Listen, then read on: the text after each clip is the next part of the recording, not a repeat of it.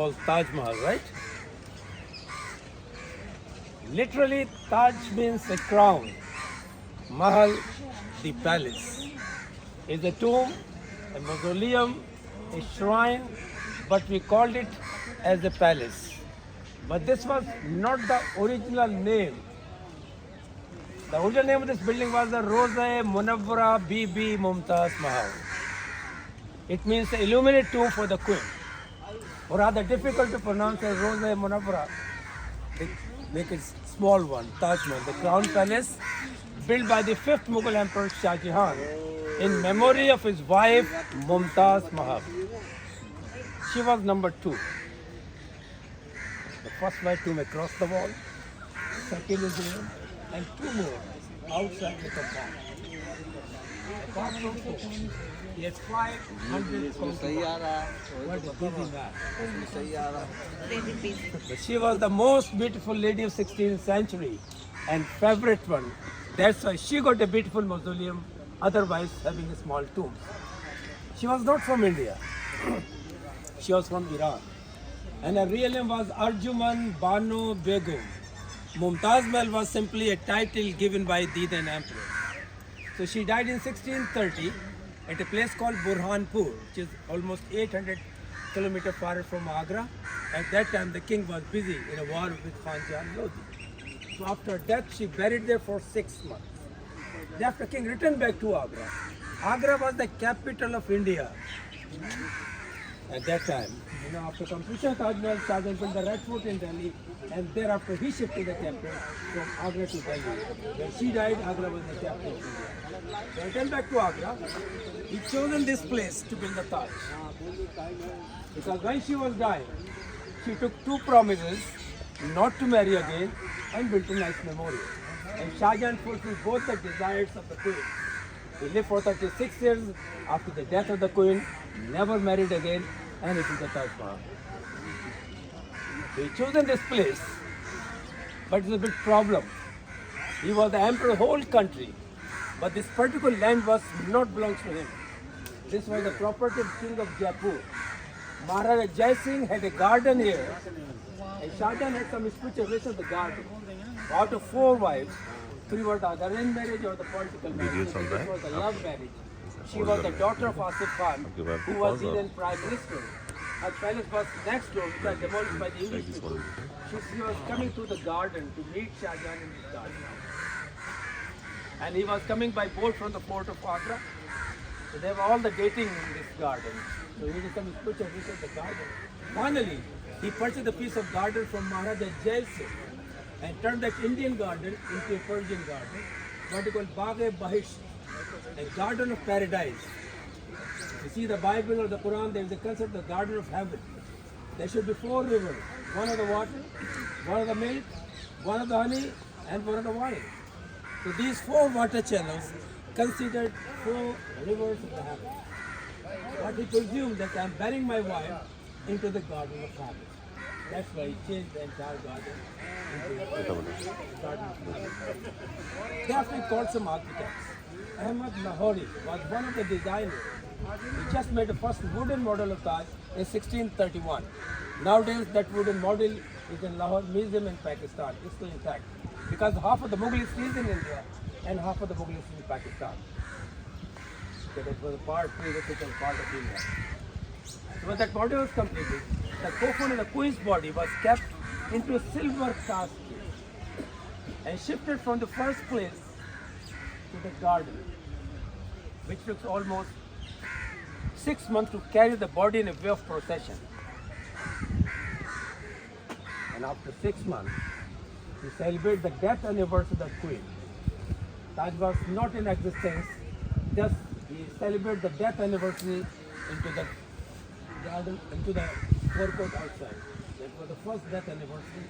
Second death anniversary, when he completed the floor of the mosque. We have a record of the 2 celebrations, so many celebrations coming to that celebration. So nowadays we are still celebrating the death anniversary of the king and queen. And that is too early. 14th of this month, we are going to open the actual tombs which are down there. So every year for 3 years, we opened the actual tomb. Today just going to see the replica. So after that, the work was started. It took almost 22 years to complete. Within 17 years, they just built that white marble structure. Look at the Europe. Building churches and cathedrals take more than 100 years. It's 17 years with that white building. So Indian technology were much more advanced in those days. In 2 years, the mosque on the left, facing Mecca towards west, and the guest house. And just for 3 years, the main entrance was there, the side courtyard from bedrooms and out the monument. Altogether, it took 22 years to complete by the help of 20,000 workers who worked around the clock in 3 shifts. And it's like 700 million rupees. A lot of money, you can see that's a lot of money. But remember, do not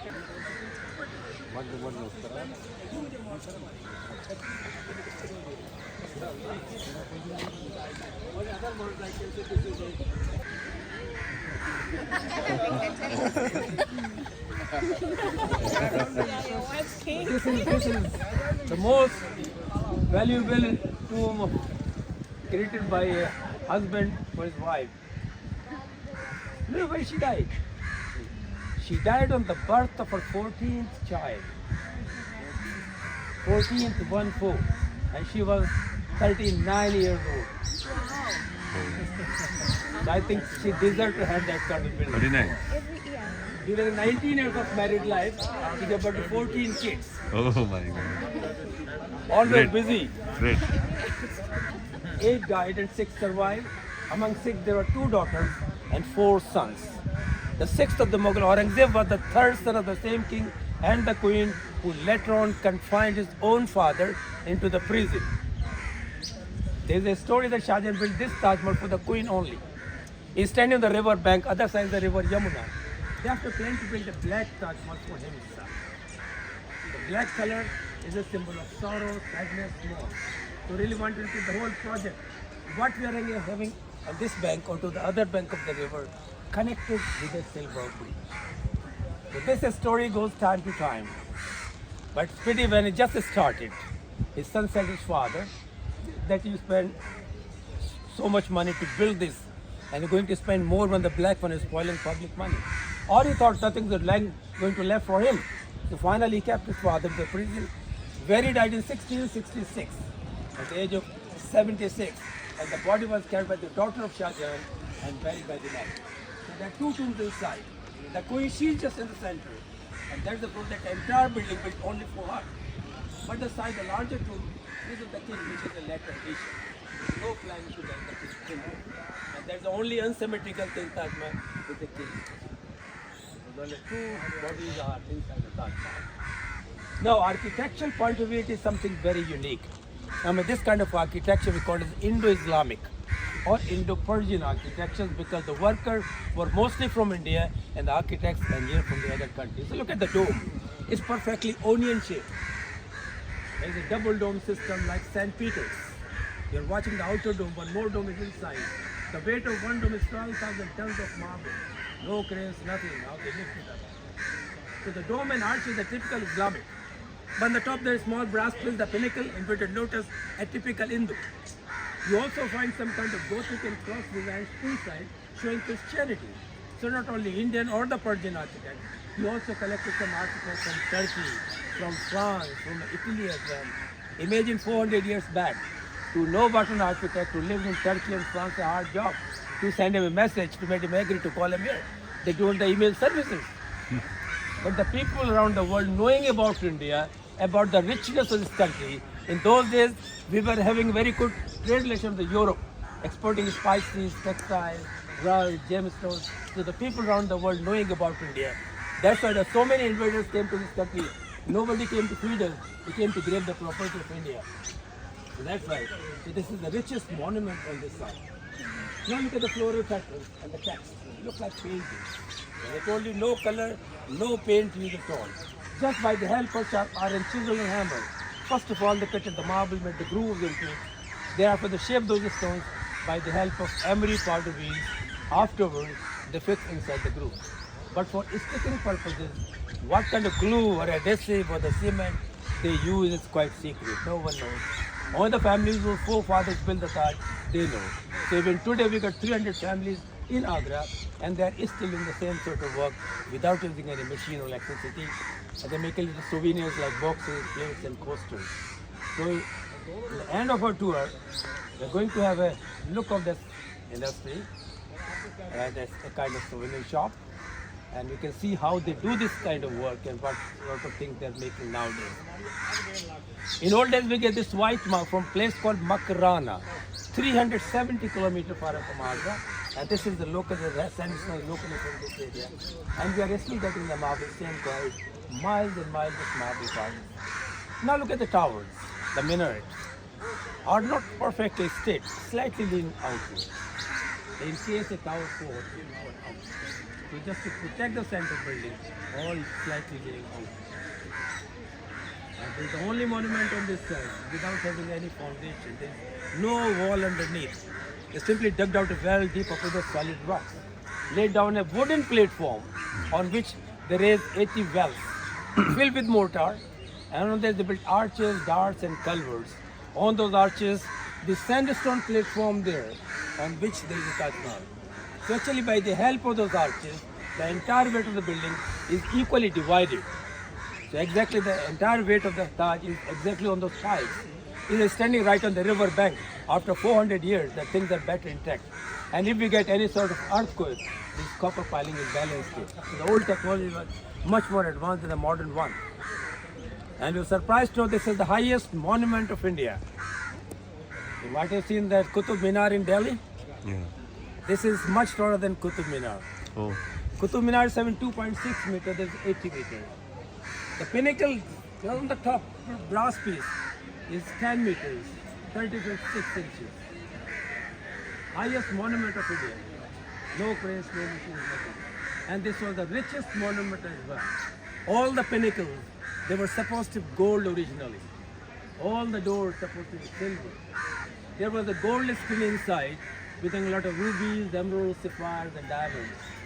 A veil on the queens was black pearl, 30,000 pearl, wall-to-wall carpets. That portion was not occupied there, and the curtains out there.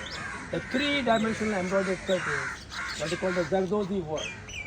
So this was the richest monument, but in the late 17th century, this building was robbed like anything. It's empty today, but it's empty, but it's become one of the wonders of the world. I think the gateway to the Indian tourism. No doubt we are having so many beautiful buildings around the country. There's two kinds of people on this side. When they've seen the Taj, haven't seen the Taj. So we are today on the other side of the world. Right? Now, would like to ask any sort of question, any one of you? No one? Okay, on the way. Now remember one thing. On the way back, we are coming from the other side, and we are going to stay in that courtyard, count all the people within the campus, then go outside. Okay? Please.